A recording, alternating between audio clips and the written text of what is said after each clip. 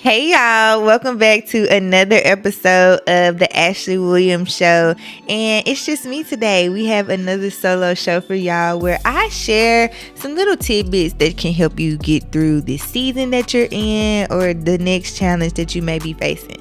So this one is a big one. We're going to be talking a lot about accountability and really owning your own journey. So when I was in college, like most kids who made A's and B's, you get to college and college studying is nothing like high school studying.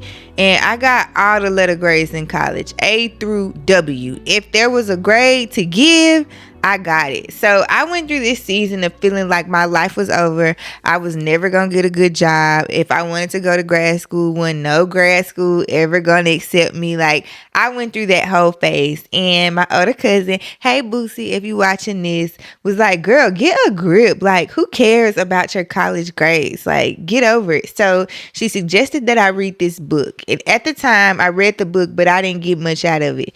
It wasn't until my first job. I worked for GE, so light bulbs, appliances, airplanes, all that. I worked there for my first job. It wasn't until that job that I read the book and it finally made sense. So the role that I was in was designed for somebody with 3 to 5 years of experience. I'm fresh out of college. I don't know what I'm doing. All I know is what I've been taught in the textbook, and I barely know that because, again, A through W, all the letter grades. And so I had a really, really hard time adjusting. So she was like, I think you should reread the book. So the book is called Self-Leadership and the 1 Minute Manager by Ken Blanchard. And this book is written to help people in their careers in a corporate America setting, but y'all, the points that are mentioned can help you in whatever you do, career, life, relationships. So that's why we're going to talk about it today.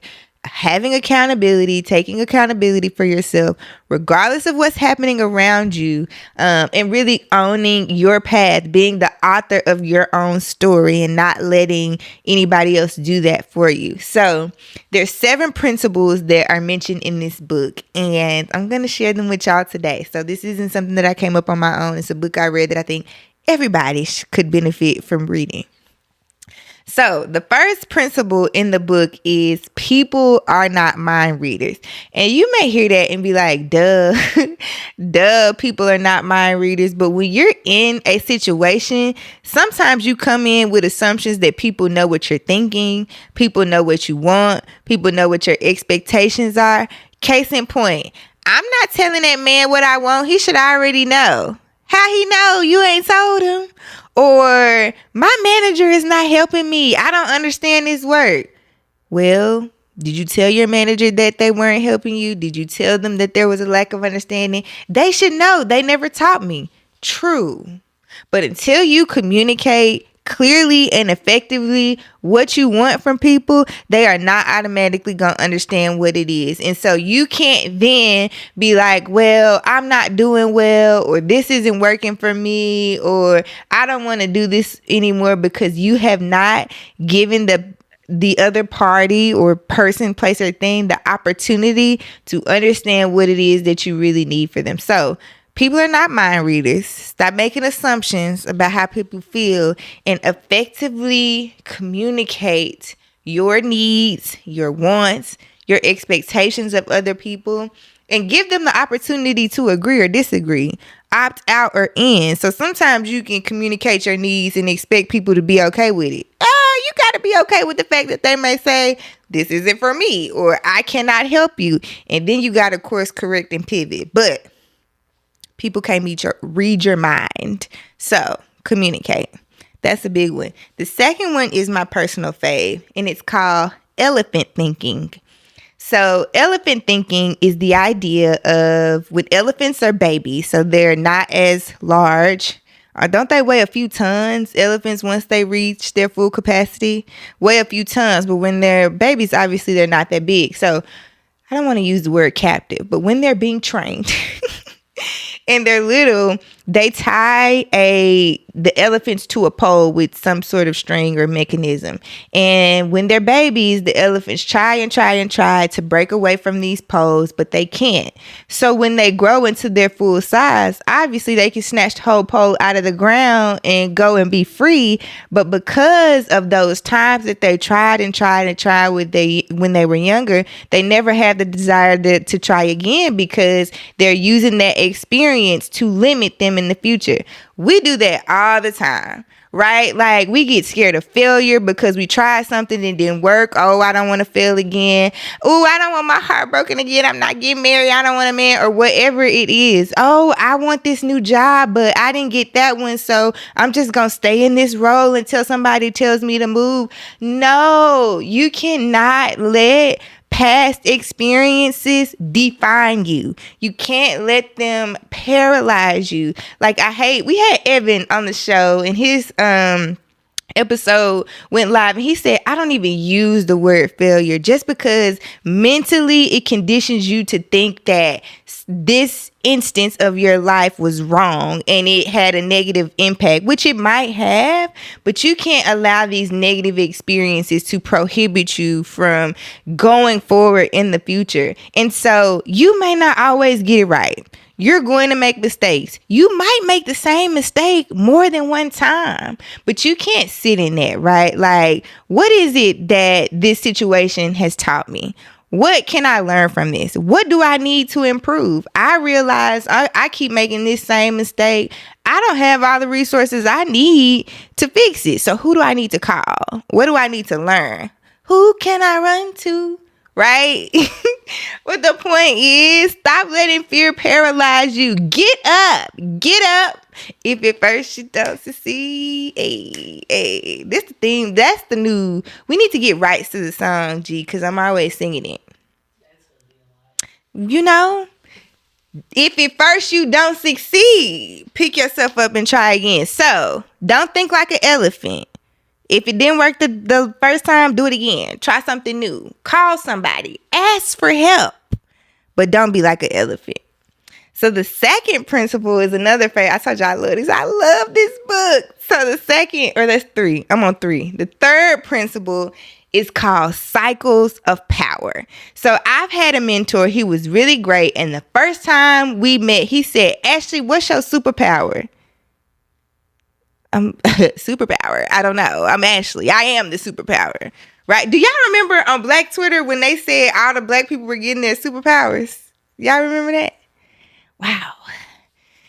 This is a tough crowd in the room with me. They never get my jokes. I know y'all remember when on Black Twitter when they were like, what's your superpower? Anyway, long story less long. So my mentor asked me, what's my superpower? He said, I'm really good at reading financial statements. You can put me in any job you want because I understand the impact that it has to the bottom line.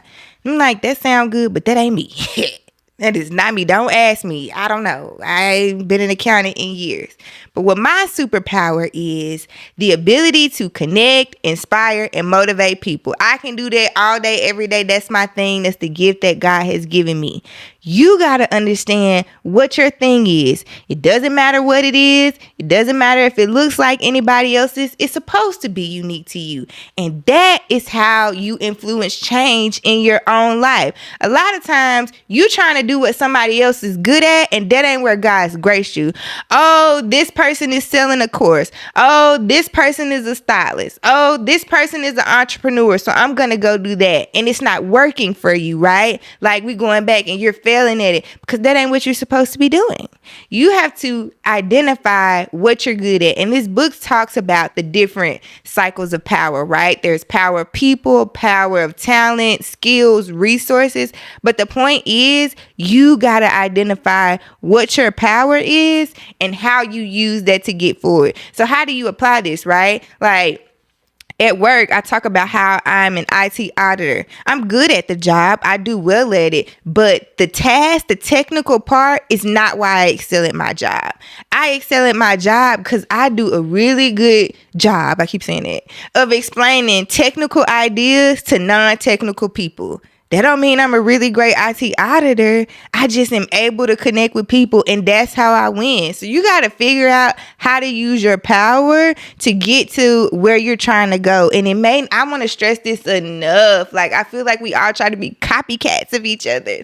Yours may not look like anybody else's, and you have to get confident in that, because that may mean there's not always a blueprint for you to follow. So you gotta have to be like, oh, I got to put a little bit more time, effort, and skin in the game to understand, how do I get better in this area? How do I use this, I don't want to say natural, but this talent of mine, and grow it even though there's no blueprint, even though there's no roadmap. So what's your superpower? And use it. And if you don't know how to use it, what? Ask somebody. Who can I run to?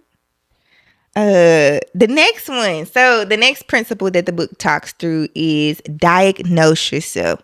A lot of times, it's depending on how your brain is wired. It's easy to think that you're always doing great at something and you don't need no help and you're perfect and all the things, or you have the propensity to think that you're always failing and you're not good at anything, right? The way that you get to a point where you're confident in who you are, you're confident in your journey, is being able to have self-awareness and look inward to understand what it is that you need. So the first principle I talked about, people are not mind readers, and you have to be able to communicate and advocate for yourself. But to be able to communicate for yourself and advocate for yourself, you got to understand what it is that you need. And sometimes you got to sit in that thing. There are things in our lives that we don't want to undo because they hurt, you don't like them, you're ashamed of them, but you cannot get to a point where you are owning your journey and really taking control of the things around you until you look at yourself and say, hey, these are the things that I'm good at. I need to keep doing. These are the things that you're missing the mark, sis. You need to pick it up. Maybe it's time to go to therapy. Maybe you need to go to the doctor. Go to the doctor, people. Like, whatever it is, you need to do a self-assessment to understand what those things are. And it's not a one-time thing. Sometimes you got to do it quarterly. Sometimes that wasn't working this week. Let me take a step back and realign. This is an ongoing process to constantly look inward. And I don't want to say that in a way that makes you feel like you're always wrong. I want to say it in a way that we spend so much time on other things, people, places, that we neglect ourselves. So it's not always, oh my gosh, woe is me, I suck at all these things. It's, how am I feeling today, right? That worked really well for me. Let me keep going. Or let me course correct on this. So I don't want it to have such a negative conversation or connotation, thinking you always have to fix something. But it's just being aware of who you are in the moment and what you need to get to wherever you're trying to go. So always be self-aware, because the last thing you want is somebody else always telling you you're this, and this. No.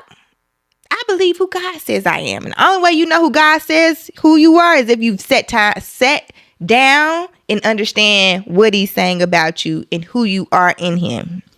So diagnose yourself. The next one is getting what you need. I'm a queen at this, probably because I was raised as an only child, and you know what comes with this. So I'm always getting what I need. I don't mind asking. But in some instances, that may not be easy, right? Like you've done the work, right? You communicate, you understand what you need, but how do I go about doing it? Like, how do I actually make this thing happen? Is it people?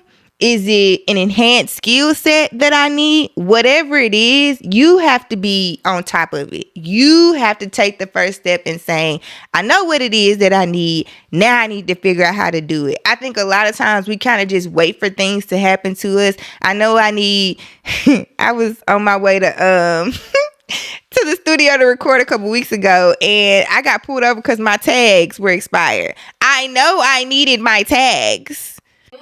I told y'all. Listen, I don't claim to be an expert on any of these topics I'm speaking on. I'm just sharing the information with y'all so we, together as a community, can get better at it. But the point is, sometimes you may know exactly what you need, but for whatever reason, you ain't getting it. Okay. So if you're stuck in a season, could it be that you are not actively trying to understand how to get what you need to get to the next point? So I forget which number we're on, but the next one, I know we all struggle with asking for help and not seeming weak. I don't know where we came across this idea that if you ask for help, it makes you appear weak or it makes you appear less than.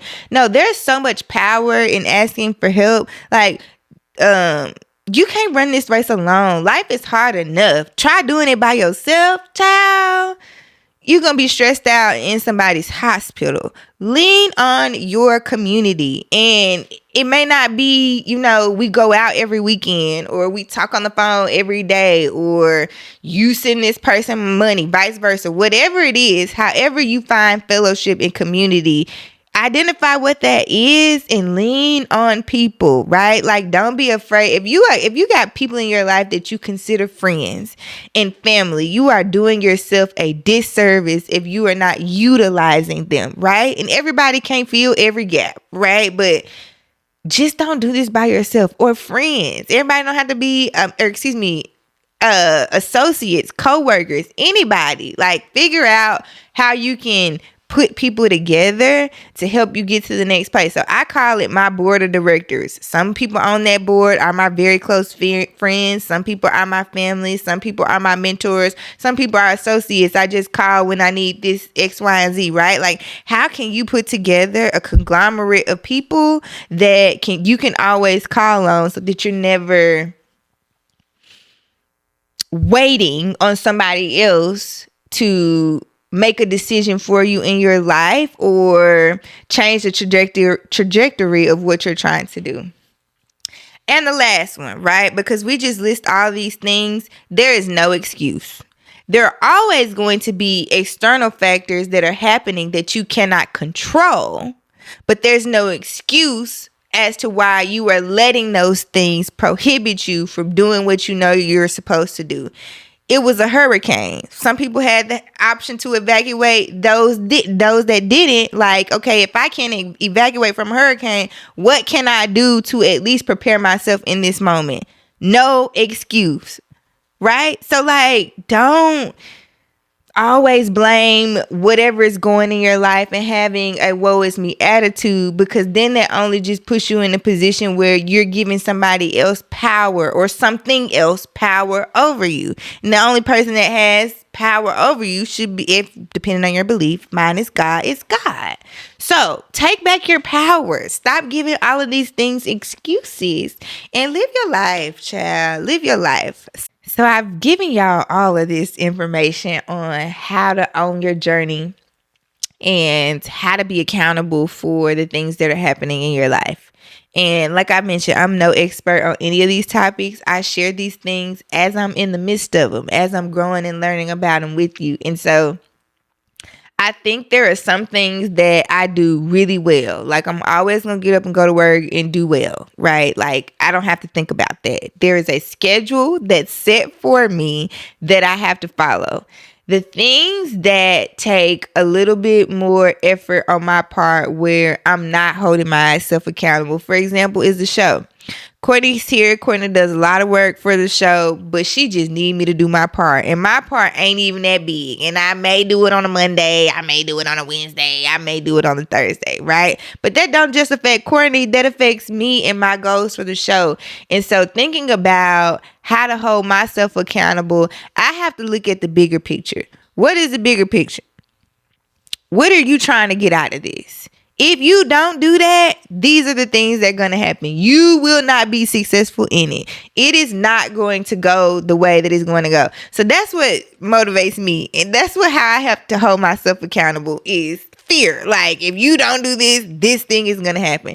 Everybody doesn't respond that way. So, like, you got to understand what motivates you, what allows you to kind of keep going, and use that thing to help hold you accountable. For me, it's fear, and don't nobody else have to instill it in me but me. But for other people, you might need an accountability partner. Like, if you go to the gym and you have a coach, or you go to the gym with your gym buddy. That may be your accountability partner that helps hold you accountable. Or you may find that in therapy. But I think it goes back to one of the points of diagnosing yourself. So understanding who you are and what you need to drive you will allow you to figure out how you hold yourself accountable. But for me, it's like, oh God, if you don't do this, then this is gonna happen. And so, yes, we must be accountable. Hope y'all enjoyed this episode. I hope to see you back next week on Wednesday. So please don't forget to like, comment, and subscribe. And I hope to see y'all next week.